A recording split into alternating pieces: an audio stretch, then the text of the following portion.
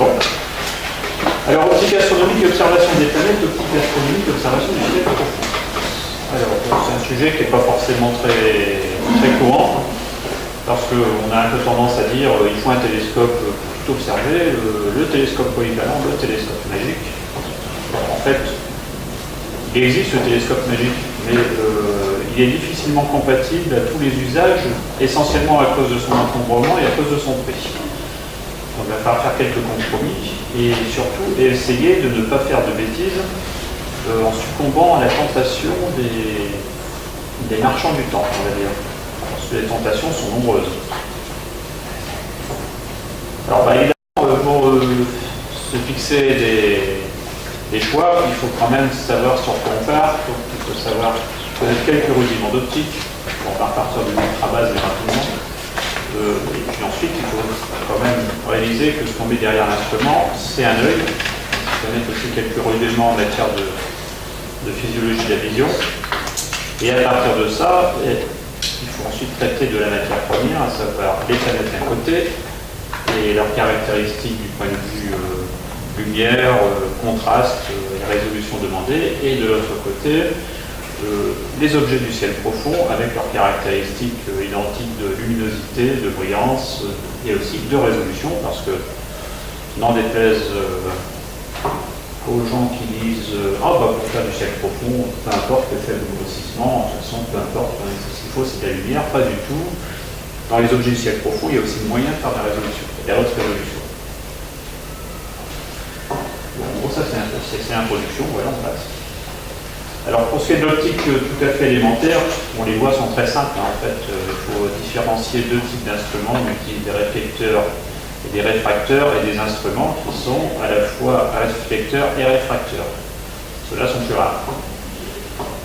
Je prends l'expression réflecteur pour désigner ce qu'on appelle en France les télescopes,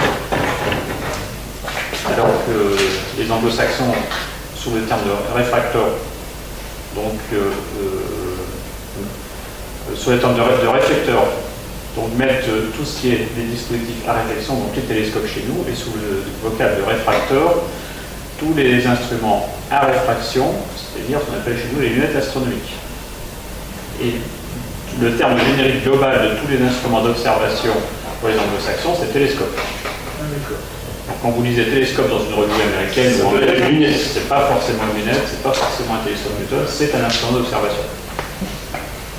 Alors donc, le principe du miroir et le principe de la transmission de la lumière, de toute façon, la lumière en tant que chemin géométrique, elle suit sur une courte distance une ligne droite. Sur une longue distance aussi, à condition de ne pas être au contact et à proximité d'un corps qui pèse. Parce que vous savez que quand la lumière passe à côté d'un corps qui pèse très lourd, elle est déviée. Et ça, c'était démontré pendant une éclipse totale de soleil, je crois que c'était en 1919. C'est une suite de la théorie de la relativité qui a été démontrée magistralement par des photographies d'une éclipse de soleil dont la totalité survenait en face de la main d'Hésiade, dans la constellation du Taureau. Donc là, c'était l'aubaine parce que la position de l'étoile d'Hésiade, en temps normal, on la connaît parfaitement. Et donc, tout le jeu, c'était de mesurer la position de ces étoiles, alors qu'il y avait un soleil éclipsé donc, en plein milieu, et donc c'est là qu'ils se sont aperçus qu'il y avait des déviations et que ça confirmait la théorie de la relativité. Enfin, nous, pour faire simple, on va considérer que les rayons venant des étoiles arrivent en ligne droite. Alors, quand un pinceau de lumière arrive sur un milieu réfléchissant, donc il arrive avec un angle d'incidence, qu'on appelle angle I, évidemment, et il est réfléchi par un angle I1 pour l'angle incident, et donc un angle réfléchi qu'on appelle soit R soit I2. Et l'angle d'incidence est égal à l'angle de réflexion. C'est pour ça que, comme dans un télescope Newton, vous placez le miroir à 45 degrés pour couper le faisceau de 90 degrés. Dans un milieu, dans la traversée d'un milieu, c'est pas tout à fait la même chose.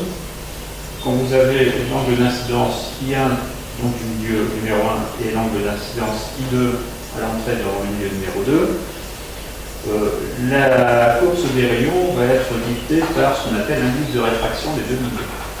C'est-à-dire, en gros, par la différence de densité des deux milieux, en sachant que les indices de réfraction sont pas sont spécifiques donc, de chaque lumière et que chaque couleur a son indice de réfraction. Ça correspond en fait à une différence de célérité, donc de vitesse de la lumière dans le milieu, suivant la longueur d'onde. Alors c'est pour ça que dans certains objectifs, vous avez, quand vous faites une traversée R vert, il y a toujours une différence d'indice, évidemment, puisque l'indice est égal à 1, c'est la différence. Et quand vous traversez une lentille, vous verrez après comment ça se fait. La lentille se comporte comme une somme de petits prismes mis les uns à côté des autres, et qui font que, selon la face, l'inclinaison de la face d'entrée, il y a une sortie en parlant pour les faire tous converger au même endroit et se forme une image. Alors la lumière bleue, évidemment, c'est la plus freinée des trois. Et donc, comme elle est plus freinée, elle va sortir avec une ondulation supérieure à la lumière rouge et à la lumière jaune. Et donc, il y aura des chemins optiques pour le bleu, des chemins optiques pour le jaune, des chemins optiques pour le rouge, pour toutes les couleurs. Alors, si on résume, voilà ce que ça donne. Si vous prenez un prisme traversé par un pinceau de lumière rouge, vous avez un certain nombre de déviations. Quand vous traversez par la lumière jaune, vous avez un nombre de déviations un petit peu plus important, et quand vous avez de la lumière bleue, vous avez une déviation encore plus importante. Alors, la réfraction appliquée donc à ce qui nous intéresse, donc voilà ce que ça donne. Si vous avez une lame de verre à plan parallèle, le faisceau est simplement dévié, mais elles sont parallèles. Si vous avez un prisme, évidemment, vous avez la formule magique, N1 sinus 1 égale N2 sinus 2, et puis ensuite vous faites la même chose sur la phase de sortie, et vous avez l'angle d'émergence qui n'a pas grand intérêt pour l'exposé présent. Si vous prenez deux prismes, et vous prenez de la lumière globale, ou une lumière d'une couleur donnée, la lumière d'une couleur donnée, si vous prenez deux prismes exactement identiques de même indice, vous les placez en rayures dépêche, et les deux faisceaux réfractés vont se croiser à un endroit donné. Si vous en mettez d'autres avec les inclinaisons qui vont bien, vous voyez que les faisceaux peuvent se croiser aussi à un endroit donné. Là, c'est l'optique géométrique. Et si vous remplacez tous ces petits prismes par une surface qui est un continuum de ces surfaces-là, vous obtenez une lentille. Alors, en blanc, ce sont les faisceaux dits géométriques. Et puis la neige représente aussi ce que ça représente pour le rouge, pour le jaune et pour le bleu. Donc dans une lentille simple, vous avez un foyer rouge, un foyer jaune, un foyer bleu. Conclusion, si vous voulez observer dans une couleur donnée, c'est pas la peine d'avoir un objectif à plusieurs lentilles. Donc vous pouvez vous faire une superbe lunette pour les observations à chaque fois, par exemple, avec une belle lentille simple d'un diamètre conséquent, que vous aurez fait asphériser parce qu'il vaut mieux pour que le champ reste bien temps. Et plus, on verra que plus la distance focale de la lentille est longue, plus le champ sera plat. Et moins il faudra l'asphériser. Alors ça veut dire aussi que si vous utilisez des objectifs à focale courte par rapport au diamètre, et bien ces objectifs-là, il faudra faire ce qu'il faut pour faire converger les trois foyers le plus près possible les uns des autres, en sachant que la formule absolue n'existe pas. On peut les rapprocher, les confondre, autant on arrive à peu près à confondre le rouge et le jaune, mais confondre le bleu avec l'ensemble rouge-jaune, c'est hyper compliqué. Et donc c'est pour cela que depuis le XVIIIe siècle, on fait des objectifs à plusieurs lentilles. On a commencé par les objectifs de Clairaut, puis les objectifs de Fraunhofer, qui sont dédoublés vers des indices différents qui font que les indices jouent de telle façon à rapprocher au maximum les trois foyers, et ce qui fait des instruments achromatiques. Pour ne pas vous faire d'illusions, les Fraunhofer, ils ont quand même le foyer bleu qui est quand même assez éloigné des deux autres. C'est pas forcément très gênant pour l'observation d'ailleurs, parce que l'œil, on verra tout à l'heure que l'œil est très peu sensible au bleu en observation, donc finalement le foyer bleu on ne voit pas. Et il y a aussi une reconstruction inconsciente de l'image qui fait que, comme on observe nous avec un cristallin qui est tout sauf une lentille achromatique, puisque c'est une lentille simple, cette lentille achromatique qui fait 7 mm de diamètre chez les jeunes et 21 mm de focale, elle est quand même ouverte avec des 3. Donc elle a un chromatisme horrible. Et ça on le voit quand on arrive à l'abattoir et qu'on met la main sur un cristallin d'œuf avant son opacification, juste après l'abattage, on voit que c'est une horreur du point de vue chromatisme. ce qui se passe tout simplement, c'est que la reconstruction de la vision élimine la couleur bleue d'emblée, ne garde que le rouge et le jaune et reconstitue le bleu, un peu comme on faisait dans les traitements d'image dans le passé, quand on faisait du RGB. Donc le bleu est en fait restitué à partir du rouge et du jaune, et du rouge et du vert. Alors la réflexion, alors si vous prenez des petits miroirs que vous placez à la périphérie d'un cercle, et que vous envoyez un faisceau de lumière parallèle, et bien, vous n'arriverez pas à faire converger tous les faisceaux au même endroit. Les faisceaux donc, les plus près du centre arriveront à un certain endroit, les faisceaux les plus près de la périphérie à un autre endroit. En général, ce sont les faisceaux du centre qui arrivent plus loin, les faisceaux de la périphérie plus près. Et donc, vous avez le plan focal qui s'étale lamentablement sur une distance qui est importante. Tout le jeu de l'opticien, ça va être de réduire pour les étoiles qui sont sur l'axe optique cette épaisseur de plan focal à sa plus simple expression.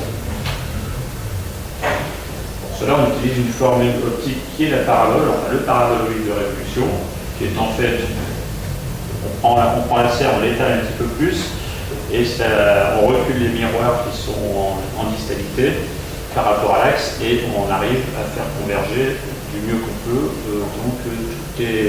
tous les pinceaux de lumière au même endroit. Et c'est le principe du télescope Newton, dont le miroir est de forme paraboloïdale.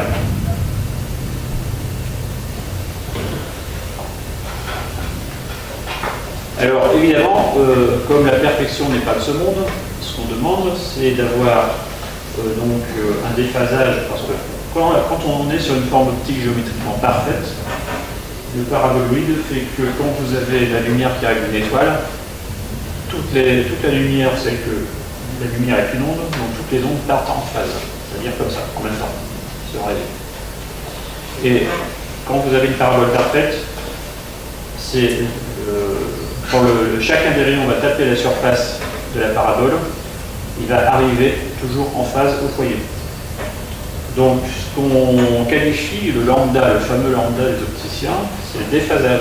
Ça correspond au déphasage, c'est-à-dire à l'erreur admise d'arriver en phase des différentes lumières sur les différents éléments de la surface du miroir. Alors donc, évidemment, c'est une occasion de dire que vous avez un superbe miroir à lambda sur 16, par exemple. La seule question à poser à l'opticien qui l'a taillé, c'est dans quelle lumière il a testé le miroir. Parce que lambda sur 16 en lumière bleue, c'est pas la même chose que lambda sur 16 en lumière verte. Et c'est encore moins la même chose qu'en jaune et surtout moins qu'en rouge. Si vous avez un lambda sur 16 sur le rouge, vous avez un lambda sur 10 sur le jaune et vous avez un lambda sur 5 sur le bleu. Dans l'objet que vous allez observer, vous avez de l'information sur toutes les lumières en planétaire, l'information bleue, l'information jaune, verte, enfin toutes les couleurs visibles. Donc si vous avez un très bon miroir dans le rouge, il sera effectivement très bon dans le rouge, mais il ne sera pas forcément génial dans le bleu. Ensuite, autre précaution, savoir si le déphasage il est fourni sur le vert ou sur l'onde, parce qu'il y a un multiple de 2 de l'un par rapport à l'autre. Et troisième précaution, il n'y a pas que ça qui compte, il faut peut-être mieux avoir un miroir à lambda sur 10 sur le jaune, et avec une surface très très douce, que d'avoir un lambda sur 16 sur le jaune, et avec des montagnes comme ça, parce que là vous aurez une diffusion très importante qui va faire baisser le contraste. Et comme on verra tout à l'heure que le contraste est aussi l'un des éléments de la résolution des images et de l'information contenue dans une image planétaire, vous verrez que le critère de choix, c'est sans appel. Si vous voulez faire de la performance, il faut faire très attention surtout à ça. Il ne faut pas faire de la course sur lambda, c'est pas la peine. On dit que classiquement, quand on est le mieux, c'est lambda sur 14, aller au-delà, c'est pas la peine. Sur le jaune. Et par contre, l'état de surface, ça c'est capital. Donc, critère de choix, état de surface. La tâche de diffraction. Vous avez certainement entendu parler de cette bête-là, vous l'avez certainement déjà vu dans vos télescopes. Donc, cette tâche de diffraction, elle est qualifiée par son rayon ρ. Alors là, le rayon ρ, dans les traités optiques, c'est le rayon mesuré à la chaîne d'Arpenteur au niveau du plan focal. Rassurez-vous, il n'y a pas besoin de chaîne d'Arpenteur pour ça, parce que c'est tout petit. Et Et par contre, tout ce qui nous intéresse, c'est le rayon angulaire, en fonction de la focale et du diamètre du télescope qu'on utilise. Donc on va voir un peu comment ça se goupille, tout ça. Alors ça apparaît comme ça, vous avez un disque central qui concentre à peu près 19/20 de la concentration lumineuse de l'étoile. Ça ne correspond pas du tout, évidemment, au disque physique de l'étoile, puisque les disques physiques des étoiles, on ne les voit pas avec les télescopes amateur. On les voit même avec très peu d'instruments professionnels. Maintenant, on commence à les apercevoir essentiellement par technique de fusion d'images par des télescopes montés en interféromètre. Mais ce n'est pas à notre portée pour l'instant. Et autour de ce faux disque, on a le premier anneau et en général, le deuxième qu'on perçoit est sur l'étoile prégnante et le troisième. Et en fonction de l'obstruction centrale du télescope, quand c'est un télescope, vous avez un renforcement du premier voire du deuxième anneau, ce qui provoque là aussi une perte de contraste, qui n'est pas du tout synonyme de perte de résolution si vous faites de l'imagerie. Par contre, c'est synonyme de perte de résolution d'observation visuelle.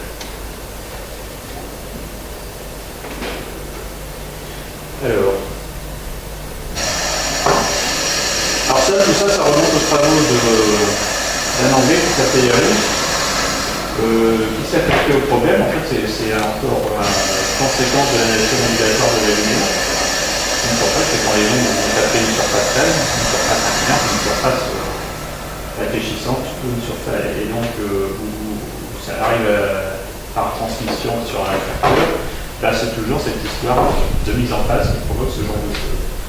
Et la formule qui régit tout ça est toute simple.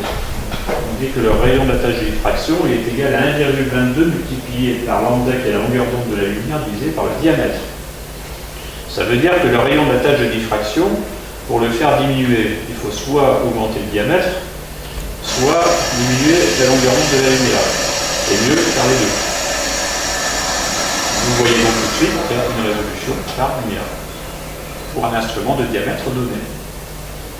D'où l'intérêt, quand vous le pouvez, d'observer avec des filtres sélectionnant des longueurs d'onde courtes plutôt que des longueurs d'onde longues. Ce n'est pas tout à fait ce qui est dit actuellement. On dit vous mettez des filtres rouges à tour de bras, vous verrez des choses, des longueurs. Alors effectivement, quand vous mettez un filtre rouge sur un télescope, vous verrez après que la résolution elle baisse, donc la turbulence aussi. Donc, si vous voulez avoir une image flatteuse, quand le ciel est turbulent, vous mettez un filtre orange ou un filtre rouge, vous verrez moins de turbulence.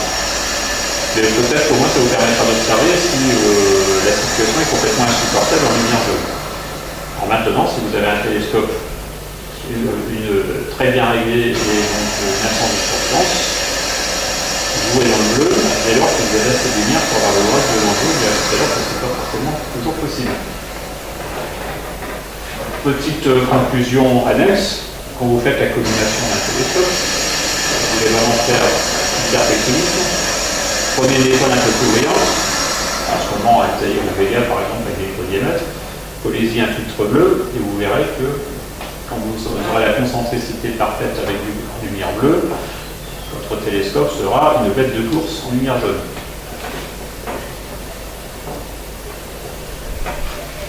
Alors, le rayon en question, on peut le convertir en seconde d'angle, c'est quand même ça qui nous intéresse, par une formule très simple approximative, qui est donc égale à 250 000, multiplié par lambda longueur d'onde divisé par le diamètre.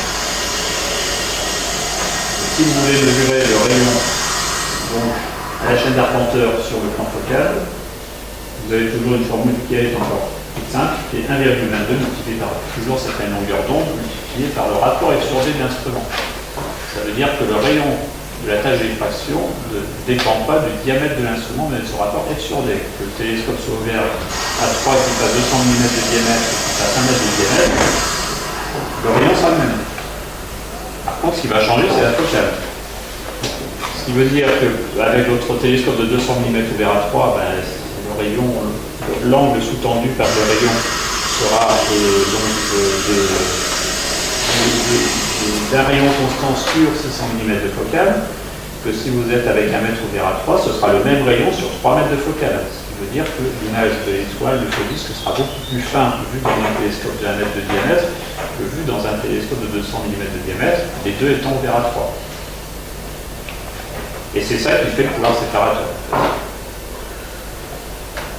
Alors, le pouvoir séparateur, on estime, le rayon c'est bien, Mais quand vous avez deux étoiles, l'une à côté de l'autre, vous avez des pics de lumière comme ça, qui sont l'un à côté de l'autre, et on n'a pas besoin que les deux pics soient complètement séparés à leur base pour dire qu'on est à la résolution maximale de l'instrument. On considère que si on a entre les deux pics l'équivalent de 0,85 fois le rayon donc de la tâche de diffraction, on définit comme ça l'écart séparateur. Et donc on a une formule approximative du point de vue, si on l'exprime en seconde angle, qui est 214 000 multiplié par lambda sur d.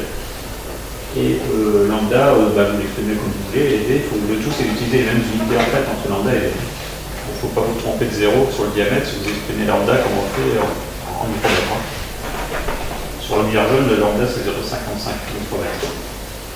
Donc si vous voulez faire un micromètre, le diamètre du télescope c'est 200 mm, enfin 200 000 micromètres. Alors voilà ce que c'est notre jaune. Alors en jaune, c'est ce que les opticiens utilisent classiquement. Les opticiens, astronomes, pas toujours, parce que les margoulins vous testeront le truc en rouge, ils ne vous diront pas que c'est en rouge. Mais en général, la règle c'est la règle du sodium, qui définit d'ailleurs la couleur jaune. Alors vous avez donc, pour 50 mm de diamètre, vous avez 2,3 de résolution, et pour un télescope de 5 cm, vous avez évidemment un fois moins, 0,4. Et ça c'est complètement géométrique, c'est très facile à calculer. Et de là vient la fameuse formule qu'on trouve dans tous les bouquins d'initiation à l'astronomie pratique.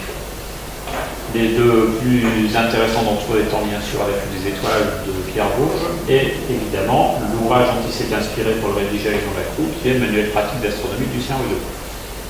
Difficile à trouver mais très intéressant, même s'il date de 1927.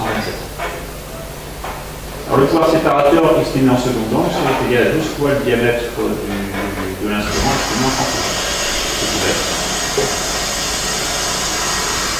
Ça c'est pour le jaune. C'est 12 ou 12 divisé par D? Non, c'est 12 sur D. 12 divisé par D. 12 sur D. Ouais. Alors pour le bleu et pour le rouge, voilà ce que ça donne. Alors notre 2,35 secondes de résolution pour la lumière jaune, ça passe en bleu à 1,71 pour un diamètre de 50 mm. Et donc on arrive à 0,17 secondes pour un 100 mm de diamètre. Ce qui fait qu'avec un télescope de 150 mm de diamètre dans le bleu, on a la même résolution qu'à 200 mm dans le bleu. C'est quand même intéressant. On a gagné 50 mm de diamètre. 50 mm, on va dire, c'est pas grand chose, mais si vous calculez le rapport des surfaces des deux optiques, c'est beaucoup. Et maintenant, si on va dans le rouge, alors là, j'ai laissé rouge parce que quand j'ai essayé le truc, j'ai mis tous les machins que j'ai mis en rouge, je les ai mis en orange pour que ce soit lisible. Parce que rouge sur bleu, c'est pas statistique, c'est mieux. Mais là, c'est surtout pour rappeler la couleur. Donc, en lumière rouge, la lunette de 50 mm de diamètre, on avait à 3,2 secondes de pouvoir séparateur, et 0,32 avec la 500. Et donc, pour obtenir la résolution dans le jaune à 200 mm, il faut dans le rouge un 300 mm de diamètre. Alors, je ne vous raconte pas, si vous tapez avec un télescope de 150 mm dans le rouge, ce qui reste, pas grand-chose. Et encore moins les fameux PST. Ce qui est à mourir de rire, c'est quand on voit sur les forums les gens qui sortent la granulation solaire avec un PST. Parce que c'est le Personal Solar Telescope, c'est la petite lunette Coronado qu'on utilise pour observer les protubérances solaires. Louis en a une, hein, donc ça c'est très intéressant d'ailleurs. Et la résolution étant de 3,21, les grains sur le soleil les plus importants, la vraie granulation solaire de la lumière qu'on voit en lumière blanche, les plus grands sont grands comme la France, qui fait une petite seconde d'arc vue sur le soleil. Donc à 3,21, ce qu'on voit c'est la super granulation, c'est pas la granulation solaire. Alors maintenant, si on passe à l'œil, l'œil, tout le monde sait comment c'est constitué. Il y a deux humeurs, l'humeur aqueuse, l'humeur vitrée.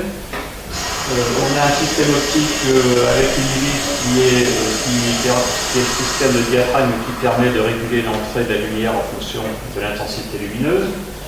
Et vous avez la pupille qui est définie par donc cette iris. Alors évidemment, vous avez le système optique, on l'a vu tout à l'heure, le cristallin. dont le diamètre maximal utilisé, qui n'est pas le diamètre du cristallin, c'est plus grand, mais on n'utilise que 7 mm quand on est jeune, et la distance focale moyenne de l'ordre de 21 mm. Avec un axe optique qui tombe quasiment, et ça on ne sait pas trop pourquoi, la fovea, c'est-à-dire la zone la plus sensible en haute résolution de l'œil, n'est pas sur l'axe optique, mais un tout petit peu à côté. Et un point qui sur la rétine, c'est le capteur sensible qui reçoit la lumière, c'est un point à l'œil, c'est le point d'émergence de toute la câblerie, qui vient du nerf optique, et ça s'appelle la papille. Alors pourquoi est-ce que la papille on ne la voit pas? Si, on peut la voir, mais consciemment on ne la voit pas, parce que simplement on a deux papilles parce qu'on a deux yeux, et que la construction de l'image binoculaire par le cerveau fait que la papille de droite est couverte par une zone où il y a de la vision à gauche et réciproquement. Donc les deux trous sont bouchés en fait. Par contre, si on ferme un œil, il y a moyen de voir la papille. Il suffit de déplacer un objet, il y a un endroit où on verra l'objet séparé.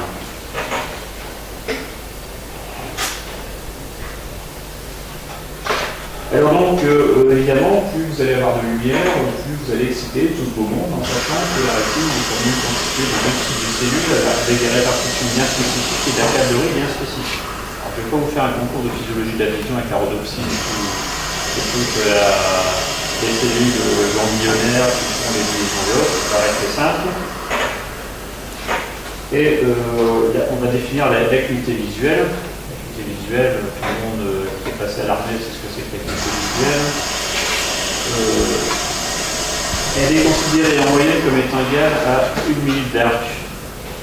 C'est la sensibilité, enfin c'est la résolution qu'a un œil à résoudre, à séparer deux points noirs sur un fond clair et avec un contraste qui va bien.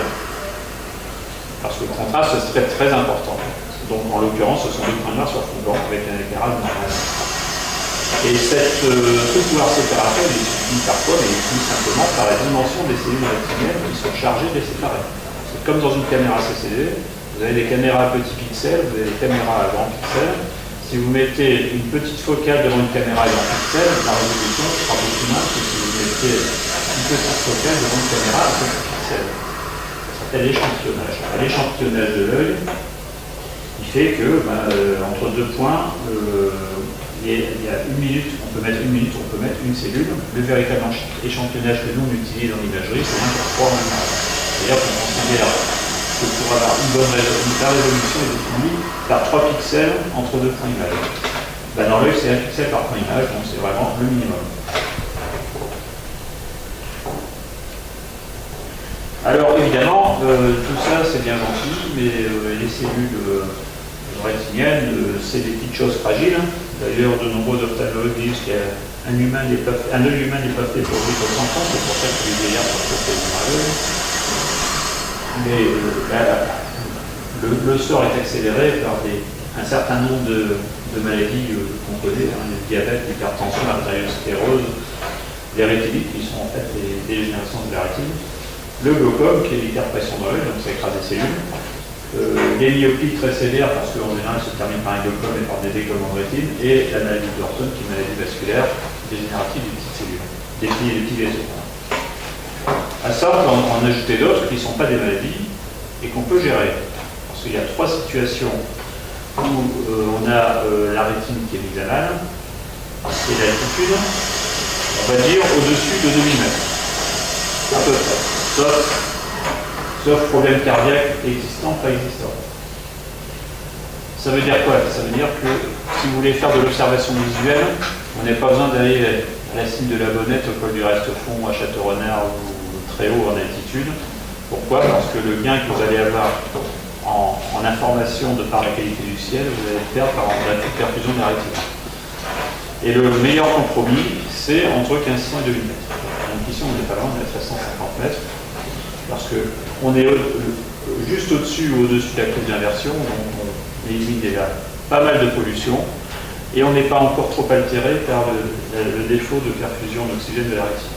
Parce que la pression partielle en oxygène, elle descend très très fort au-dessus des 1000 mètres. Alors ensuite, vous avez autre chose, comme je disais dans le passé, plus vous mettez de surface optique dans un chemin optique entre l'étoile et l'oculaire, plus vous dégradez l'image. Ça, c'est vrai. Donc, on disait, les renvois coudés, ce sont des accessoires, vous lirez ça, et c'est très bien. Sauf que quand vous mettez derrière un télescope Nickel l'œil comme ça, ou derrière une lunette astronomique, l'œil comme ça pour accéder à l'oculaire, et bien vous comprimez 3 des 4 vaisseaux qui alimentent le cerveau en même temps. Et donc, en gros, il y a 80% en instantané de la perfusion de la rétine qui n'est pas assurée, et un bon 60% en moins de la perfusion des zones occipitales qui s'occupent du traitement des visions, qui n'est pas perfusée non plus.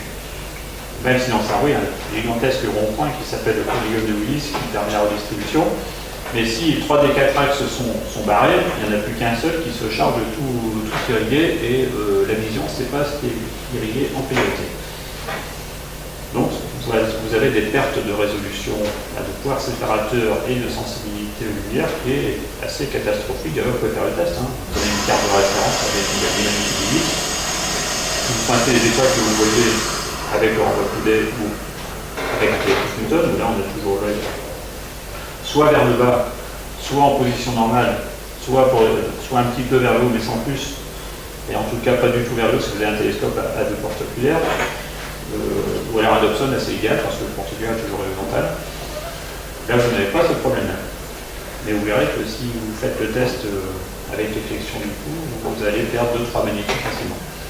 Et un pouvoir séparateur, un télescope de 200 mm, quand vous observez comme ça, il se retrouve guère plus performant qu'une bonne lunette de 60 mm. Donc vous avez un peu plus de lumière, c'est tout. Et puis ensuite, tout ce qui est traite, c'est l'exposition aux écrans. Alors maintenant, bon, les écrans LCD, c'est un peu moins grave, mais enfin, bon, si vous voulez faire de l'observation, évitez de saturer les yeux de radiation des écrans, parce que les impressions rétiniennes, même si elles ne sont pas perceptibles, elles sont quand même très tenaces. Ça peut durer 4-5 heures. Votre série télé préférée, regardez-la le matin plutôt que l'après-midi. Alors, la rétine, vous avez 2 types de cellules, comme vous le savez, les cônes et les bâtonnets. Alors, les bâtonnets, ce sont les cellules qui vont vous donner une information lumineuse des faibles luminosités. Nous donnons une information monochrome, plus ou moins centrée sur le bleu, parce que les bâtonnets sont dans cette zone de sensibilité entre le vert et le bleu. Ils sont très sensibles à la lumière, donc c'est eux qui vont vous récupérer toute l'information bleutée de l'observation. C'est pour ça que vous observez dans les télescopes de 300 diamètres des objets du ciel profond un peu brillant, vous les voyez légèrement colorés, en général. Tout le monde ne le voit pas. Il y a des gens qui ont des bâtonnets qui réagissent en gris, c'est-à-dire et d'autres qui ont des bâtonnets qui réagissent en bleu. Ça veut dire que les gens qui ont des bâtonnets qui réagissent en gris, il leur faudra encore plus d'excitation lumineuse pour percevoir les couleurs des objets parce qu'ils repasseront partiellement en vision diurne. Et là, c'est le vert qui se manifestera. Alors, il y en a beaucoup, il y en a 125 millions à peu près, mais dans la rétine périphérique, qui est beaucoup plus importante en surface que la rétine centrale. Et la résolution de cette zone-là, elle est pitoyable, puisque d'abord les bâtonnets sont beaucoup plus grands, et en plus de ça, ils sont branchés en grappe. Ça veut dire que pour une cellule qui donne, un neurone qui donne l'information au niveau cérébral, il n'y aura pas un câblage 1 pour 1 comme pour les codes. Ce sont des grandes cellules qui sont branchées en grappe de 25 ou 50 cellules.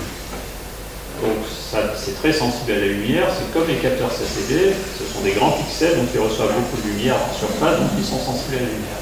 Mais ils ne sont pas très bons en résolution. C'est pour ça que quand on observe les objets du ciel profond en vision décalée, il ne faut pas compter définir la limite d'un objet par sa résolution, mais ce sera par sa différence de contraste. Parce que, évidemment, comme c'est très sensible aux faibles lumières, c'est très sensible aussi aux petites différences de contraste.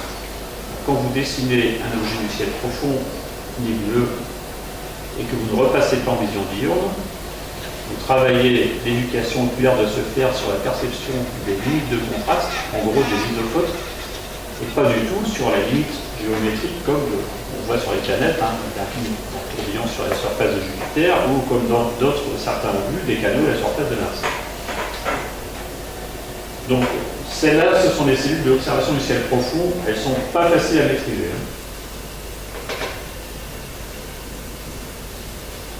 Alors ça, on a vu, hein, donc les images sont monochromes, grisées pour certains, bleutées pour d'autres, ou gris bleuté pour la majorité.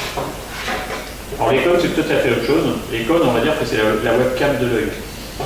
C'est des tout petits pixels qui sont pas forcément très sensibles aux faibles lumières, mais qui sont très sensibles à la perception des couleurs. Et donc à la perception des contrastes dès lors que la luminosité est forte. Elles sont situées quasi toutes donc dans la fovea, qui est une petite zone qui ne fait pas grand-chose comme diamètre, il y en a 6 millions. Vous voyez, il y a 6 millions de pixels dans quelque chose qui est beaucoup plus petit que les capteurs de ces deux caméras. Donc c'est pour ça que l'œil reste quand même la référence par rapport à ça. Et donc elles sont spécialisées évidemment, pour ce qui nous intéresse, dans la vision des objets qui sont lumineux et qui nécessitent beaucoup de pouvoirs séparateurs, donc l'observation planétaire et aussi l'observation du centre des objets du ciel profond. C'est là qu'on apprécie le diamètre, parce que le diamètre va vous apporter la lumière et la résolution, et l'œil va repasser en vision diurne sur ces objets-là, il va vous sortir les détails. Donc quand on dit le télescope pourri pour le visuel, on s'en contente, parce que ça c'est encore aussi dans la conscience populaire de l'astronomie d'amateur, pas seulement en France. On dit en gros, bon, le télescope pourri c'est bon pour le visuel, on va garder la Rolls pour faire de la photo. Vous devriez plutôt faire l'inverse, parce que quand vous faites de la photo longue pause, donc pour faire du ciel profond en particulier, vous allez voir un télescope qui va vous donner 0,3 secondes d'arc par exemple. Si vous posez 10 minutes sur une pause CCD, pendant ce temps-là, la turbulence, même si elle est faible, elle va faire son boulot. Elle va faire tourner l'image de l'étoile en permanence sur le capteur, de sorte qu'au bout de 10 minutes de pause, votre résolution elle sera rarement au-delà de 2, 3, 4 secondes d'arc. À quoi bon avoir une optique de compétition pour ramasser au final 4 secondes d'arc de résolution, qui est la résolution d'une lunette de 50 mm dans le rouge, à peu près. C'est même pire que ça. Donc, ce qu'on veut pour faire de la photographie, c'est des instruments qui ont un champ plat, uniforme, et un grand champ de préférence pour faire des photographies d'ensemble de zones importantes, mais certainement pas des instruments qui font de la très haute résolution, ça ne sert à rien. Les instruments qui actuellement sont proposés pour faire de l'astrophotographie à grand champ, ce sont des lunettes à rapprocher sur des cours, un champ qui sont très bien corrigés pour l'aberration de spéricité, qui ont donc un champ plat qui est très très bon. Et surtout, il ne faut pas leur demander de faire de la très haute résolution, elles ne sont pas faites pour ça. Même si les revendications disent qu'elles sont faites pour ça, c'est complètement faux.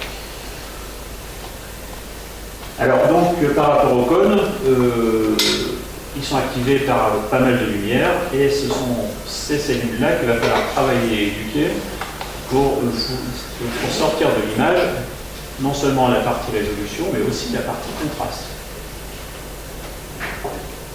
Alors des cônes, on a trois types, des bleus, des verts et des rouges. Et donc c'est le mélange des trois qui fait les sensations colorées. Et donc les sensations colorées qui sont quand même très très nombreuses. On a dit que c'était la fovea, on passe.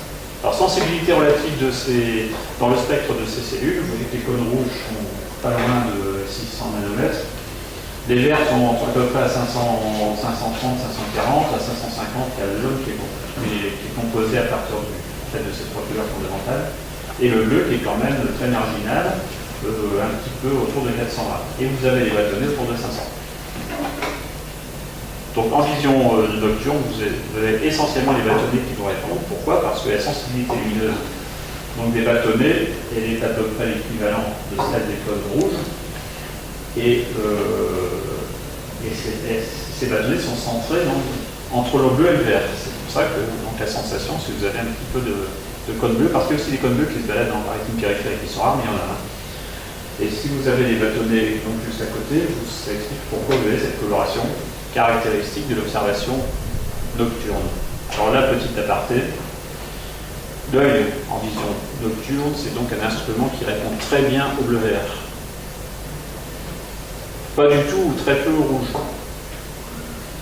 Donc abstenez-vous surtout, si vous faites du dessin astronomique, d'aller vous imprégner de l'image photographique de l'objet, qui est essentiellement une image plutôt tirée vers le rouge, parce que autant sur les objets voyants, bon, les formes on les retrouve, mais sur les objets faibles, surtout les nébuleuses planétaires, alors là, c'est là que les athéniens s'atteignirent, parce qu'on voit sortir des tonnes de beaux dessins avec donc tous les détails concordants avec les images de Hubble que voit au télescope, alors qu'en fait, en visuel, c'est pas la même lumière qu'on voit.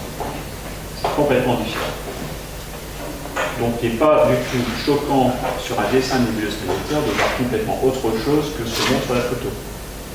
C'est un peu plus choquant sur une image de galaxie où là, effectivement, comme on est quand même globalement dans des lumières qui sont plus proches du rouge parce qu'il y a beaucoup de poussière dans les galaxies, et plus proche du jaune parce que pour la partie étoile, la lumière globale est plutôt vers le jaune. Là, la concordance est un petit peu plus exacte, même si nous, on l'observe dans le vert. Mais certainement pas pour tous les objets qui émettent dans le vert, ça c'est sûr. Alors maintenant, donc, il y a quand même quelques contraintes à l'optique astronomique qui vont quand même nous embêter par rapport au choix des instruments de rêve, de l'instrument de rêve. C'est la tolérance de mise au point. Si vous débutez en observation astronomique visuelle, essayez de trouver un instrument qui est facile à mettre au point. Alors il y a deux façons de trouver un instrument qui est facile à mettre au point. Soit vous choisissez avec un rapport sur des longs, soit vous choisissez mauvais. Parce que s'il est mauvais, il sera facile à mettre au point, même si le rapport sur D est court. Parce que la tolérance de collimation est égale à 8 fois le rapport F sur D d'instrument élevé au carré, multiplié par la longueur d'onde de la lumière qui est très forte.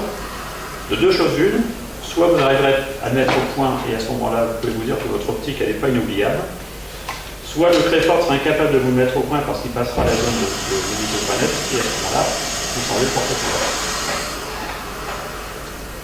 Alors maintenant, si vous voulez avoir du facile à mettre au point et qui est de qualité, ben vous augmentez le rapport F sur D. En gros, le conseil, c'est de dire, essayez de taper dans le plus grand diamètre possible, dès lors que l'accessibilité à l'oculaire vous permet de tenir un rapport F sur D confortable.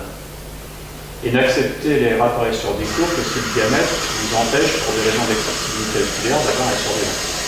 C'est pour ça que les télescopes de plus de 400 mm de diamètre, en général, rarement au-delà de 4,5 de rapport d'ouverture.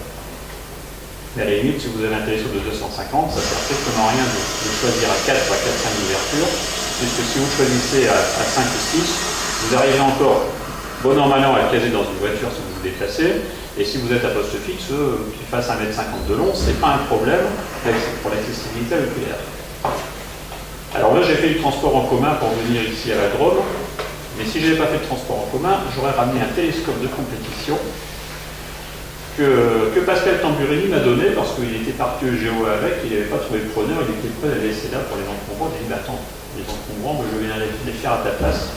Donc si ça ne te dérange pas, si t'encombre, je le récupère. Il me l'a donné, il y avait un collier de cassé, j'ai réparé, c'est un 150 mm ouvert à 10. Alors, quand on nous met à côté des belles lunettes soi-disant à haute résolution, quand même une porte d'or, par ce télescope qui ne vaut rien et qui est très facile à faire, elles sont toutes décapitées, sans exception. On va voir pourquoi est-ce que c'est quand même très plaisant d'avoir des optiques peu ouvertes quand vous pouvez avoir des optiques ouvertes en visuel. En photographie, c'est différent. C'est simplement parce que la tolérance de mise au point, alors là, je ne sais pas si vous arrivez à lire, là j'ai fait 3 courbes, une rouge, une jaune et une bleue. Donc pour donc des instruments en haut qui sont à lambda sur 4 et en bas des instruments qui sont à lambda sur 16. Donc vous voyez que d'abord, quand vous êtes à lambda sur 4 par rapport à des F sur D équivalents, on va prendre le F sur D de 3 par exemple, parce qu'il est sur les deux figures, vous avez donc le F sur D 3, à lambda sur 4, une tolérance de mise au point qui est de l'ordre de, on va dire, 8 microns. C'est déjà pas beaucoup. Et si vous êtes à lambda sur 16, vous avez une tolérance de mise au point F sur D3 qui est à 2 microns en lumière jaune. Et alors vous voyez que si vous jouez avec des instruments qui sont VRFD8 par exemple, votre tolérance à lambda sur 4 sur le jaune, elle est déjà à pas mal 60 microns. Ce qui est quand même beaucoup plus confortable. À 60 microns, vous pouvez vous permettre d'utiliser un porte-oculaire de type Crayford qui ne sera pas d'une précision à toute épreuve sur la stabilité de la position du positionnement sur le plan focal et qui surtout ne sera pas d'une stabilité à toute épreuve sur les bascules latérales. Si votre oculaire est un peu de travers par rapport au plan focal, ce plan focal vous donne 60 microns de marge, votre oculaire peut être un peu de travers. Votre collimation peut être un peu foirée, ce n'est pas un problème, ça ne se verra pas. Alors que sur des rapports sur des plus courts, ça se verra immédiatement. Ce n'est pas une carte de résolution instantanée, immédiate, dès que vous serez en dehors de l'axe optique. Donc, première difficulté, si vous ne voulez pas vous pourrir la vie avec la mise au point, choisissez des rapproches sur des longs. Si vous voulez vous en convaincre, vous passez chez moi, j'ai 535 de diamètre et je suis avec des 3,3. C'est un cabestan hyper démultiplié qui permet de faire la mise au point. Et la zone de mise au point sur le miroir, qui est un miroir qui était commencé par un monsieur qui s'appelle Richer et terminé par un monsieur qui s'appelle Couder, elle fait moins d'un dixième de tour de cabestan. Les gens qui font ça comme ça, ils passent à côté, ils vous disent on n'arrive pas à faire la mise au point. Vous allez sur cause des gens. Et quand on arrive à faire la mise au point, là, on s'éclate. Alors ensuite, deuxième problème, c'est la tolérance de collimation. Si vous ne voulez pas trop vous pourrir la vie avec les recollimations, choisissez là aussi du F sur D long. Parce que la tolérance de collimation est égale à 0,0109 multiplié par le cube du rapport F sur D. Ça veut dire que plus vous l'augmentez, plus vous gagnez. Quand vous passez d'un F sur D 2 à F sur D 4 à un F sur D 8, là, vous faites le calcul, vous verrez la différence, elle est colossale. À tel point que quand vous avez des instruments qui sont avec des 10 ou avec des 12 en télescope, vous n'avez même pas besoin de varier. Vous pouvez poser le miroir au fond, vous poser sur une plaque de bois, et puis le tour est joué. D'ailleurs, c'est comme ça que ça se faisait au tout début. Vous faisait des rapproches très longs parce que les miroirs étaient très faciles à faire, c'est des miroirs sphériques. Par exemple, un 200 mm, s'il est ouvert à plus de FD12, il peut être sphérique, c'est pas un problème, il n'y a pas besoin de faire avec. Et à ce moment-là, le machin, on le mettait, on faisait des boîtes en bois bien exécutées, bien coupées à l'équerre, et le truc qui était simplement posé sur des disques de feutre, sur le fond de la boîte, il n'y avait pas de mesure égale. Alors maintenant, si vous jouez à FD4, FD3 par exemple, vous avez 0,0109 multiplié par 27, ça ne fait pas beaucoup de millimètres.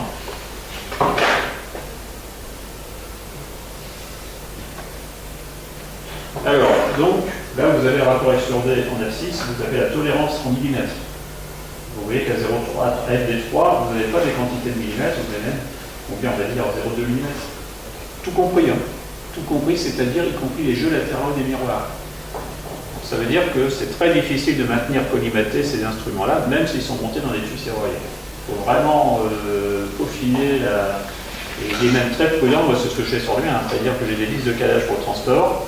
Quand j'ai fait ma collimation verticale, je mets les 3 vis de réglage sur la surface du miroir, de blocage sur la surface du miroir, et je les retire d'un tour, de façon à ce qu'il n'y ait pas de contact physique, mais de façon aussi à ce que quand le tube change de position, il ne puisse pas basculer plus que la marge que j'ai mis entre la surface et la vis. Sinon, même avec un vrai serrurier, on ne peut pas assurer une collimation de la verticale à l'oreille. C'est ça, la verticale à l'oreille.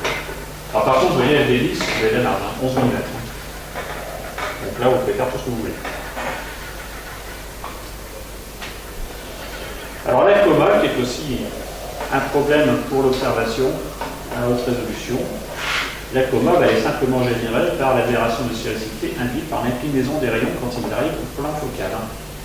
Et ça fait cet aspect de comète sur les étoiles plus en s'éloigne du plan focal.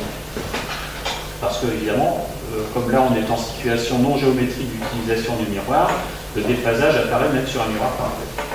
Et c'est les effets de ce déphasage qui créent cette coma. Alors bon, évidemment, voilà, c'est ce que ça donne. Certainement, je pense tous observer dans des télescopes très ouverts sans correcteur de champ. Voilà ce que ça donne en exagérant. Alors, la coma, si vous prenez la distance à l'axe en minutes d'arc, à l'axe optique, et vous prenez la longueur de l'égrève de coma, là, vous voyez que si vous utilisez un télescope ouvert FD3, c'est la ligne bleue qui est tout en haut là, quand vous êtes à 5 minutes d'arc de l'axe, vous avez déjà une longueur d'égrève de coma, si vous n'avez pas de correcteur, qui est de l'ordre de 7 secondes d'arc. Alors votre pouvoir séparateur, il est déjà dans les choux depuis longtemps là. Si vous avez un télescope un petit peu gros en diamètre, 7 secondes d'arc, vous êtes déjà largement hors piste, enfin hors concours, vous ne pouvez plus jouer. Ça veut dire que plus vous aurez un télescope ouvert, plus le rayon de champ de pleine netteté sera faible. Mais ça ne veut pas dire pour autant qu'avec un télescope très ouvert, vous ne pouvez pas faire de l'astronomie à haute résolution. Vous pourrez continuer à la faire, mais sur des objets petits. Rassurez-vous quand même, mis à part les lunettes du soleil, tous les autres objets planétaires sont petits. Ils sont tellement petits que même avec un télescope de 500 mm ouvert à 4, il vous reste un champ de pleine netteté suffisant pour pouvoir mettre toutes les autres planètes en haute résolution, même avec un 500 mm ouvert à 4. Donc ça veut dire que si vous avez un télescope très ouvert de grand diamètre, ce n'est pas forcément un instrument condamné à faire autre chose que du planétaire. Il faut savoir que vous ne pouvez pas faire du planétaire à grand champ. Si vous voulez faire du planétaire à grand champ, pareil, vous augmentez le rapport sur les deux. Vous ferez exactement de la même façon du stellaire à du ciel profond à grand champ. Pourquoi? Parce que pour avoir une image, on verra ça après, pour avoir une image qui soit visible en ciel profond et qui bénéficie de toute la surface du miroir, toute la surface au niveau du champ focal, encore faut-il avoir un miroir secondaire qui va bien. Donc un miroir secondaire qui couvre le champ de lumière. On verra ce que ça donne. Et en fait, pour couvrir un champ de lumière équivalent, il faut un miroir beaucoup plus petit. Si vous utilisez un rapport sur des longs, vous utilisez un rapport sur des courts. Donc, 1, vous faites des économies de miroir secondaire. 2, vous avez une obstruction centrale plus faible. 3, vous avez un contraste plus important. Et 4, vous avez un champ de pénétrité beaucoup plus important sans correcteur. Encore une fois, inutile de casser votre tirelire, acheter des optiques de petit diamètre et très courtes sous prétexte de faire du lumineux, parce que en fait, vous ne faites pas plus de lumineux.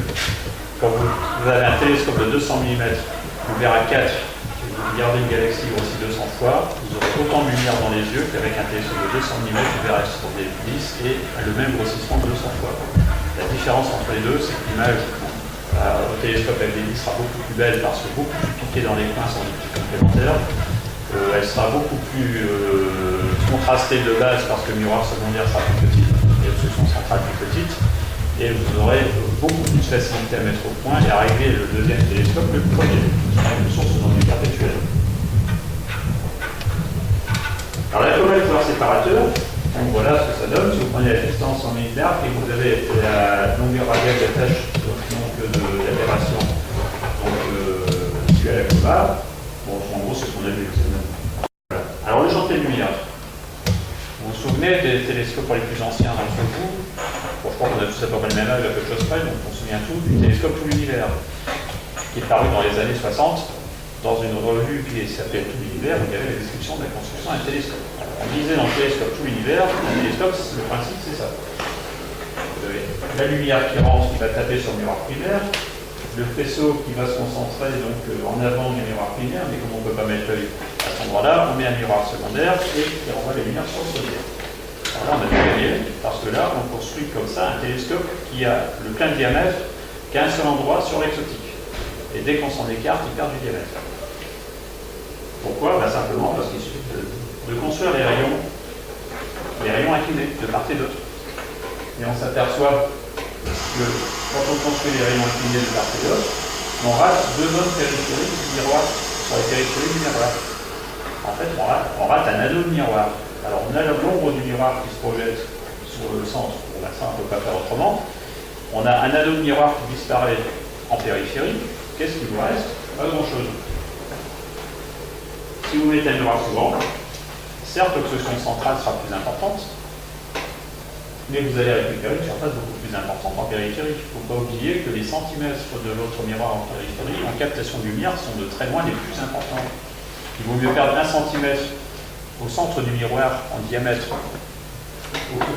l'ombre du miroir secondaire, que de perdre 1 cm en périphérie, parce que si vous faites le calcul de la perte de surface, il n'y a pas de comparaison.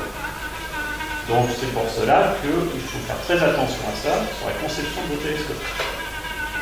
Rassurez-vous, les télescopes du commerce n'échappent pas à la règle. Il y a des tas de télescopes du commerce, les Newton ouverts en particulier, où pour faire des économies de miroir secondaire, on a un peu rogné sur le diamètre du champ de lumière.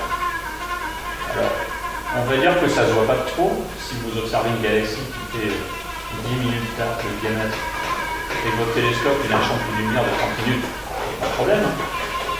Et si vous observez la galaxie GC 253, vous connaissez sûrement la galaxie du Sculpteur qu'on voit en ce moment en pleine nuit, c'est une merveille qu'on voit de ce côté-là, donc dans la constellation du Sculpteur. Cette galaxie, elle fait pas loin d'1 degré, hein, si on va dans ces bandes d'extension, mais enfin en gros 40 à 50 minutes sur son axe. Ben, si vous avez c'est un très bon test pour savoir votre champ de lumière, parce qu'elle est à peu près uniformément lumineuse de son centre jusqu'à sa périphérie.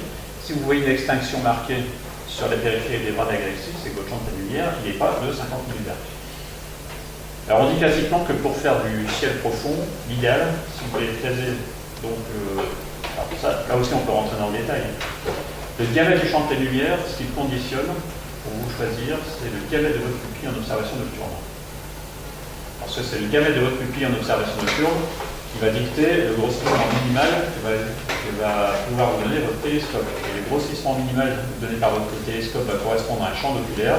Et c'est ce champ d'oculaire qui est projeté sur le ciel va définir le diamètre du champ de pleine lumière à souhaiter. Ça, on peut terminer, on ne va pas le faire ici parce que c'est un peu long, mais ça, c'est un atelier qui va être très marrant à faire. Et donc, en gros, si on résume, le diamètre du miroir secondaire, théoriquement, il varie avec l'âge de l'observateur. Alors, les oculaires, pour quelles observations? Alors, le principe de l'oculaire, je pense que vous connaissez, hein, ça c'est un peu dans tous les bouquins. L'oculaire, qu'est-ce qu'il fait? C'est une loupe qu'on passe au niveau du plan focal. Donc, le plan focal forme une image virtuelle, c'est-à-dire celle du ciel qu'on ne peut pas toucher, forme une image réelle. On a au plan focal, c'est-à-dire on peut mettre un papier, on voit l'image se former. Et c'est cette image réelle qui va être l'image virtuelle de l'oculaire. Et l'oculaire, c'est de cette image réelle, l'oculaire va transformer les rayons en rayons parallèles, et c'est cet faisceau de rayons parallèles qui, inclinés qu'ils seront selon l'inclinaison des rayons incidents sur le plan focal, va former l'image au niveau de l'œil. Alors vous remarquez quand même une chose qui est importante, c'est que tous ces faisceaux donc recolimatés par l'oculaire, ils passent tous au même endroit. Ils se passent tous à un endroit, et c'est à cet endroit-là qu'il faut placer l'œil. À cet endroit-là, on appelle le cercle oculaire. Si vous placez votre œil devant, vous allez perdre des rayons, donc vous allez perdre de la capacité d'exploitation du diamètre de votre instrument. Si vous placez derrière, c'est pareil. Et ce cercle oculaire, on l'appelle aussi pupille de sortie. Il faut que la pupille de sortie de l'instrument soit toujours inférieure au diamètre de la pupille de votre œil. Sinon, si vous avez une pupille plus petite qui reconstitue les faisceaux, vous verrez que si vous mettez une pupille plus petite que la pupille de sortie, c'est comme si vous utilisiez un télescope plus petit. Conclusion, quand vous achetez une paire de jumelles, ne l'essayez surtout pas de jour. C'est une paire de jumelles de nuit. Pourquoi? Parce que quand vous allez observer, on va vous présenter une magnifique paire de jumelles de 1180 pour aller voir ce qui se passe à l'autre bout de la rue. Au moment où vous allez observer ce qui se passe à l'autre bout de la rue, votre pupille elle fera à peine 1 mm de diamètre. Donc en gros, vous allez utiliser 1/8 du diamètre de l'objectif. Donc vous allez utiliser les 10 mm de diamètre qui sont sur l'axe optique de l'instrument, qui est la zone la mieux corrigée. Tout ce qui est chroma, tout ce qui est défaut, du chromatisme résiduel, vous ne verrez pas. Vous verrez de nuit, quand vous l'utiliserez la première fois avec une pupille à 6 mm de diamètre. Autre conclusion, inutile de faire comme notre cher trésorier Hélène, d'emmener une paire de jumelles de 80 pour aller observer une paire de jumelles, il a déjà fait une paire de jumelles de 100 mm de diamètre pour aller observer une éclipse totale de soleil. Pourquoi? Parce que pendant la totalité de l'éclipse du soleil, votre œil n'a pas le temps la pupille n'a pas le temps de se réduire, de s'ouvrir jusqu'à 7 mm pour les jeunes et un peu moins chez les personnes plus âgées. Donc forcément, quand vous amenez votre paire de jumelles de 100 mm de diamètre, vous allez utiliser, au mieux on tombe à 3 mm de diamètre de pupille, 3-4 mm, là vous allez en utiliser que 50% à peine.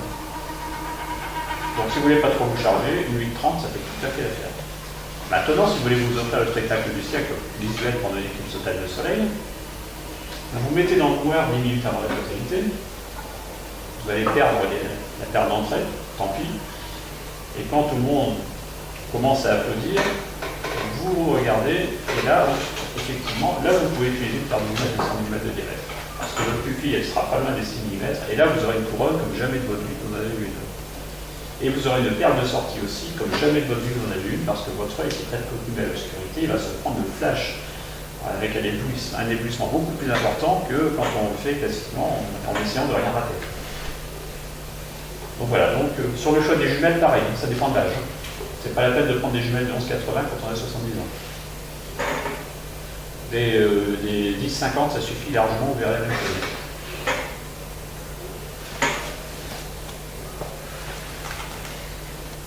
Alors voilà, donc ça, on a vu, le cercle oculaire, à quoi ça correspond. Et alors, la distance entre l'oculaire et là où on place l'œil est très importante. Dans les années 60, on avait des oculaires qui étaient excellents, qui étaient les oculaires clavés, qui étaient des très bons placeurs, mais qui avaient quand même le défaut pour les courtes focales d'avoir une distance entre la lentille de sortie et la pupille de sortie qui était faible. Parce que bon, quand on calcule ça sur des oculaires simples, c'est facile à calculer, on va voir après comment on fait. On appelle ça le relief d'œil. Ça se calcule comme ça. En gros, le relief d'œil, c'est égal à la focale de l'oculaire multipliée par la somme des deux focales divisées par la focale d'objectif. Ce qui veut dire que quand vous avez une focale d'objectif qui est importante par rapport à la focale de l'oculaire, le relief d'œil est égal, à peu près égal à la distance focale de l'oculaire. Donc, à l'époque, sur ces oculaires-là, vous aviez, par exemple, un oculaire de 4 mm de focale, il fallait placer l'œil à 4 mm de lentille. Sur des lentilles toutes petites, en gros, à l'époque, on disait qu'apprendre l'observation astronomique, c'était apprendre à regarder dans les trous de serrure. Et donc, c'était quand même pas forcément très confortable. Donc, sont sortis ensuite des séries comme les Radian, qui ont des reliefs d'œil à peu près constants, de l'ordre de 20 mm, quelle que soit la focale. Et là, effectivement, c'est un grand plus par rapport à l'observation planétaire. Alors, le diamètre de la pupille de sortie, il est facile à calculer, c'est égal au diamètre de l'objectif divisé par le grossissement. Alors, si vous mettez le diamètre en millimètres, vous aurez la pupille de sortie en millimètres. Si vous prenez un centimètre l'objectif, vous aurez le diamètre en centimètres pour la pupille de sortie. Si vous prenez le télescope en mètres de diamètre, enfin, je pense qu'il y a beaucoup d'entre nous qui peuvent s'exprimer comme ça, vous aurez le diamètre de la pupille en mètres.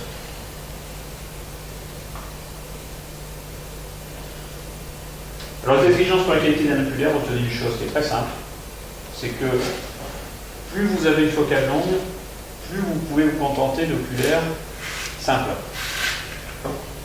Alors, vous savez que les oculaires de très longue focale sont très onéreux. Alors, inutile de casser votre tirelire pour vous payer un oculaire de longue focale si vous avez un instrument de longue focale avec de petits diamètres. Parce que, tout simplement, vous pouvez le fabriquer vous-même, très simplement. J'ai récupéré récemment un Sélection 14, je n'avais pas d'oculaire de longue focale, il fallait un oculaire de 70 mm de focale pour repérer les objets, les centrales, etc. Et un oculaire de 70 mm de focale, c'est quoi? Vous prenez un objectif de chercheur de télescope Maksutov Witsen, les petits Maksutov de 127 ou 150 mm. Les Witsen, ça s'appelle Sélection aussi. Vous démontez le truc, vous mettez le papier autour pour faire le carton pour faire la correspondance des diamètres. Vous le retournez, vous mettez ça n'importe oculaire, vous avez un oculaire de trompette qui marchera très bien sur un télescope qui est de verre FD11. Dans le même registre, vous pouvez faire une série d'oculaires de compétition en utilisant des vieux appareils, des vieux appareils photo de l'époque argentine. Vous récupérez ça dans les brocantes pour 2 rien. Vous les montez à l'envers, il y a toujours un pas de vis d'entrée qui est en général standard, c'est celui sur le caractère en vis. Il suffit d'avoir la vague de raccord. On peut faire un tourneur pour pas grand chose. Et alors là, tous vos oculaires deviennent compatibles avec un usage astronomique. Ils ont une correction de champ-plan qui est l'île des Naguères, puisque c'est la grande série qui était censée couvrir le 24-36 en champ-plan le plus grand possible. Donc là, vous pouvez vous faire une paire de 28, de 50, de 85, de 135 si vous avez besoin. Et avec les oculaires, les objectifs des anciennes caméras, les caméras 16 mm, là, c'est une source inépuisable pour faire des oculaires aussi. C'est des petites focales qui marchent très très bien. Alors, tout ceci pour dire que les Naguères pour des courtes focales, même pour des longues focales, pour des télescopes peu ouverts, vous pouvez les mettre au placard. Non seulement ils ne vous apporteront rien si ce n'est des ombres volantes en quantité et un inconfort visuel notoire, et en plus de ça, ces oculaires-là qui sont équipés d'un double divergent qui fait correcteur de champ à l'entrée, alors que vous n'avez pas besoin de corriger le champ, puisque sur des rapports sur des longs, le champ il est déjà corrigé, et bien vous allez surcorriger votre image et créer un photonie comme inverse. En plus de ça, quand vous mettez un correcteur de champ, il ne faut pas oublier que vous dégradez la qualité de l'image sur l'axe optique.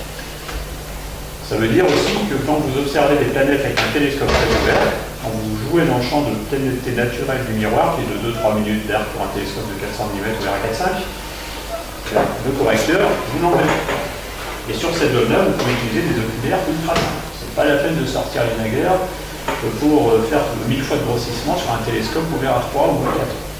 Ça ne sert à rien, parce que les rayons ne sont pas assez inclinés pour que la coma s'exprime. Ce n'est pas la peine de le corriger.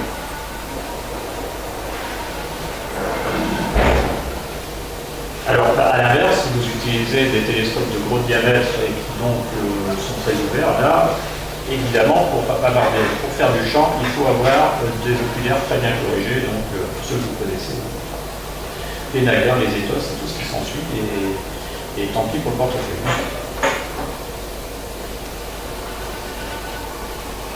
Alors avec les 32, je vais prendre un exemple comme ça, prenez une lentille simple, ça suffit pas, ça marche bien.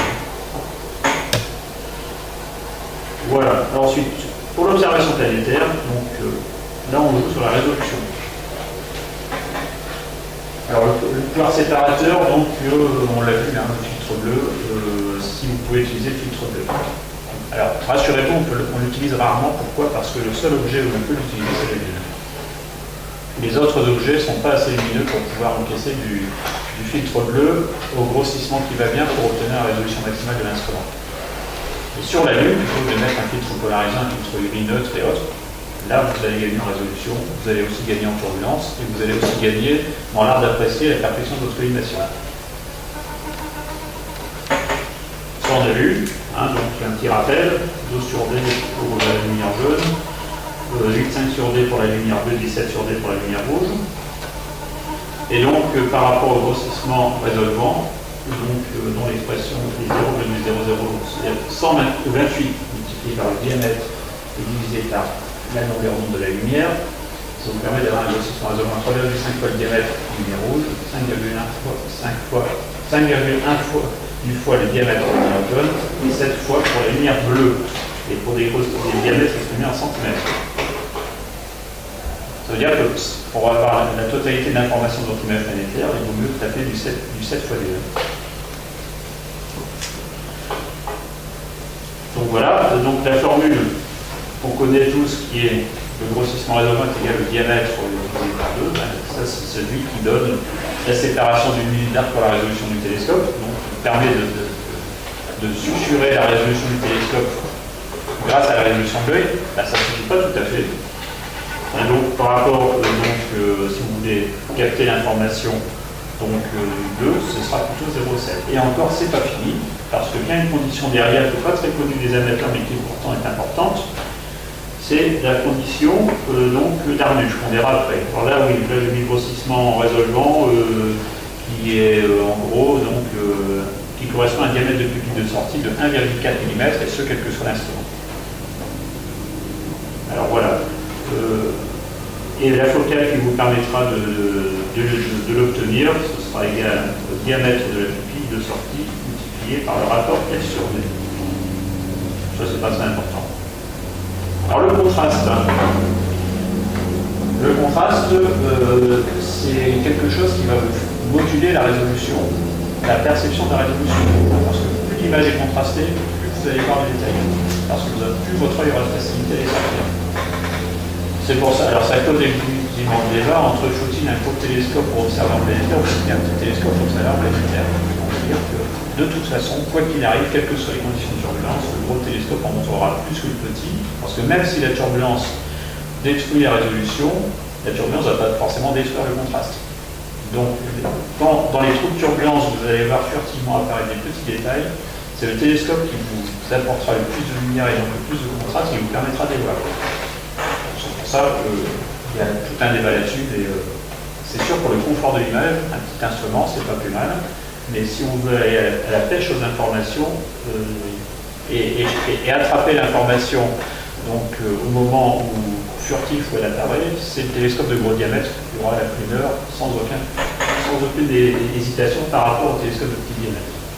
Quand je dis télescope, c'est télescope lunette, c'est le terme américain.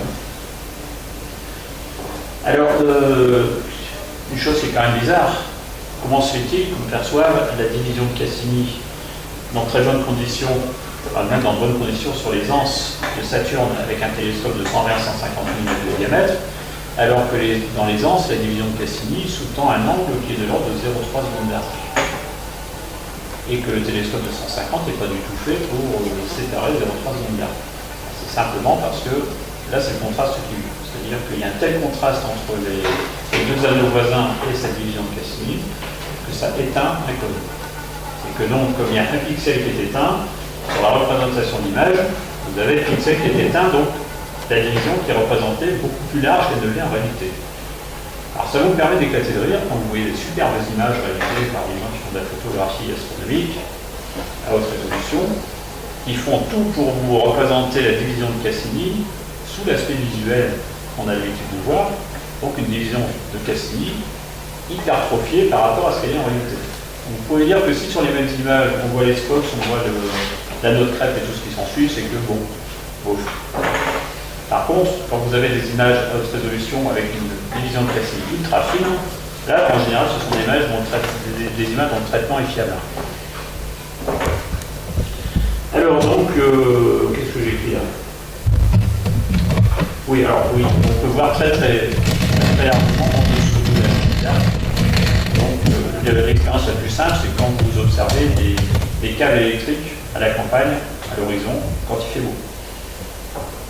Quand vous avez un ciel bien lumineux, les câbles électriques, vous les voyez alors qu'ils sous-tendent des lampes, vous voyez qui sont vraiment ridicules. Alors donc, cette histoire de séparation et d'informations issues du contraste, elle a amené à la grande légende du canon Mars, qui était donc des sommes de petits détails qui étaient tellement contrastés à la surface mais non résolus que, comme ils étaient en ligne, on percevait des lignes. Enfin, sauf qu'à la fin, à force de vouloir voir des lignes, ils en ont vu partout. Et au départ, c'était ça.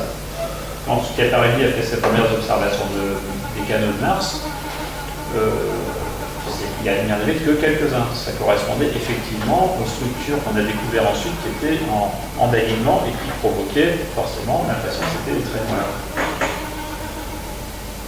C'est comme ça qu'on voit par exemple sur la Lune. On perçoit très bien le mur droit et la petite rainure qui est à côté, avec des instruments qui n'ont pas forcément la résolution pour permettre la visibilité de ces formations-là. Ou la petite rainure qui est au fond de la vallée des Alpes, qui est un bon critère de choix pour qualifier la bonne qualité des photolumières à haute résolution. Là, cette petite vallée, suivant l'éclairage de la Lune, on peut très bien l'attraper avec un télescope de 200 mm de diamètre, dès lors que l'éclairage est approprié pour la mettre dans l'ombre et la faire sortir par effet de contraste. Alors, tout est question évidemment de contraste, et le contraste est gamma, c'est le même que pour les gens qui font des traitements d'image. Donc le contraste, c'est la différence, donc si vous prenez deux plages, grand B et petit b, vous avez donc la brillance de la plage grand B moins la brillance de la plage petit b divisée par la brillance de la plage grand B qui fait référence. Et ça vous définit le contraste. Voilà, donc pour des images de même brillance, évidemment, le contraste est égal à 0. Et si une est infiniment plus brillante que l'autre, le contraste est égal à 1. Ça, c'est le contraste de base. Et l'œil, donc, sous un bon éclairement, il perçoit des contrastes de l'ordre de 1/200, ce qui est quand même pas mal. Et cette sensibilité, donc, elle est très forte, elle est très bonne pour observer des planètes comme Mars qui ont des détails qui ne sont pas forcément très contrastés. Alors, par rapport à la perception de ces fils à l'horizon, on peut les voir très facilement. Donc, le diamètre apparent, donc, est compris entre 0,44 et 1 minute. Là. Alors maintenant, donc, si ce sont des points, ça c'est, vous voyez que pour percevoir des points, là, on ne joue plus du tout dans le registre de la résolution. Si vous avez un contraste de 1 et vous êtes sur un fond clair, vous pouvez voir un point noir qui fait 31 secondes en moyenne de diamètre. Et si c'est un contraste de 0,8, vous tombez à 35 secondes. Et si vous êtes à un contraste de 0,5, à 43 secondes. Et à l'inverse, si vous prenez une tache circulaire sur fond obscur, donc c'est le coup classique, donc même d'un petit point blanc sur une zone d'ombre sur la Lune, par exemple. Donc si vous avez un contraste de 1, vous êtes à 25 secondes pour commencer commencez à l'apercevoir 28 secondes de 0,7 et 35 secondes de 0,4. Vous voyez qu'il y a des quantités de petites choses qui apparaissent, qu'on peut faire apparaître sur l'image, qui sont dans l'infrarésolution des instruments qu'on utilise. Alors maintenant, pour ce qui est du fil, s'il est 100 fois plus long que large, donc c'est le cas classique du fil électrique à l'horizon, si le contraste est 1, alors là, c'est encore pire, c'est 5,5 secondes d'arc. Donc, il y a un détail de 5,5 secondes d'arc à l'œil nu, dès lors qu'il est 100 fois plus long que large, l'œil le perçoit si le contraste est long. Et 10 secondes d'arc pour un contraste moyen. Alors, par rapport à la zone de fonctionnement de l'œil, donc ça fonctionne très bien donc pour une brillance entre 0,05 et 3 candela par centimètre carré. Et pour vous affranchir de tous les défauts de l'optique de l'œil, eh bien, il vous faut avoir une pupille de sortie qui est entre 0,5 et 0,7 mm de diamètre, moyennant quoi tous les défauts optiques de l'œil sont éliminés de la pollution d'image télescopique. Ce qui fait que votre condition d'utilisation pour l'observation planétaire sera plus à 0,7 mais à 1,4 fois le diamètre. Alors les astres les plus observés, on arrive à leur donner au télescope des brillants qui vont bien, même à peu près avec tous les instruments. Pour la Lune, Vénus, etc. Et donc ça tombe bien, l'œil est fait exactement dans la zone qui permet de les observer. Alors grossissement optimal en observation planétaire, donc la pupille de sortie idéale, donc 0,7 secondes, ça vous donne des grossissements d'un côté et les diamètres de l'autre. On a oublié l'atmosphère, évidemment. C'est pas avec un télescope de 500 mm, c'est pas tous les jours qu'il faut jouer à 700 fois de grossissement. Et là, par rapport donc à la condition d'Arnulf, il faut considérer que le grossissement optimal est utilisé en observation. Alors Arnulf ne fait pas les différences entre le planétaire et le profond. Le grossissement optimal, en gros, celui qui affranchit l'image des défauts d'œil, il est de 1,4 fois le diamètre exprimé en millimètres. Donc ça fait, en gros, pour un télescope de 200 mm, ça fait, on le dit, 280. Donc un petit 300 fois. Ça ne veut pas dire que vous ne pouvez pas tenter des grossissements supérieurs, mais c'est le minimum qu'il faut pour bénéficier de la quintessence de l'image télescopique et sans l'altérer avec vos propres défauts de vision. Bon, la turbulence, évidemment, ça gêne. Bon, ça, c'est mieux que tout à l'heure. Donc, on ne va pas faire tout un topo sur comment choisir un site, enfin, en 3 lignes. Le site idéal, c'est le site qui est un petit peu en altitude, avec au sud-sud-ouest une zone d'humidité, un étang, un lac, une rivière, quelque chose qui passe, et qui bien sûr sera à l'écart des sources de pollution par la chaleur. Ça, c'est le site idéal. Ensuite, si vous observez chez vous, vous avez une maison avec un toit à 2 pans, il vaut mieux vous mettre du côté des pignons que du côté des pans des toits. Parce que quand il y a du vent, les pans de toit, ça fait des remous. Alors que les pignons, ça n'en fait pas. Donc ça, c'est déjà les critères de base. Et quand vous voulez observer, vous consultez Monsieur Météo. Et si Monsieur Météo, vous êtes sur une crête vous dit que vous êtes sur une crête anticyclonique et que le jet stream est à une valeur pas très importante, en général, c'est à ce moment-là qu'il faut sortir à l'artillerie lourde parce que les images seront a priori plus stables. Donc là maintenant, avec les prévisions de signes météo bouillottes, on arrive à anticiper un petit peu tout ça et c'est en général assez fiable. Alors en conclusion, pour le planétaire et tout du diamètre, un télescope fermé, parce qu'un télescope fermé, il y a beaucoup moins de remous à l'intérieur, ou alors un télescope complètement ouvert. La condition de vous protéger vous de votre propre chaleur pour que ce ne soit pas votre propre chaleur qui émet de la turbulence dans le tube. Alors l'hiver c'est facile, l'été c'est plus compliqué. Sauf s'il fait 37 degrés, que donc il fait plus chaud dehors que votre propre température. Et donc là, il n'y aura pas de rayonnement. La plus faible obstruction centrale possible, et en sachant que là, si vous faites que du planétaire, 30 minutes d'arc de diamètre de champ de lumière, c'est largement suffisant, parce qu'il n'y a pas d'objet planétaire qui fait beaucoup plus. La Lune, au maximum, elle monte à 32-33 minutes. Et c'est le Soleil, ce sont les seuls objets qui occupent ce diamètre apparent-là. Il faut le champ de planété le plus important possible. Donc, idéalement, si vous avez un champ de planété de 30 minutes d'arc, sur un diamètre de champ de lumière de 30 minutes, là vous avez tout gagné, parce que votre instrument il sera parfait pour faire du planétaire. Pour avoir 30 minutes d'arc de champ de planété, vous utilisez un rapport sur des hélices. Donc le 200 avec des hélices, c'est en général un très bon point.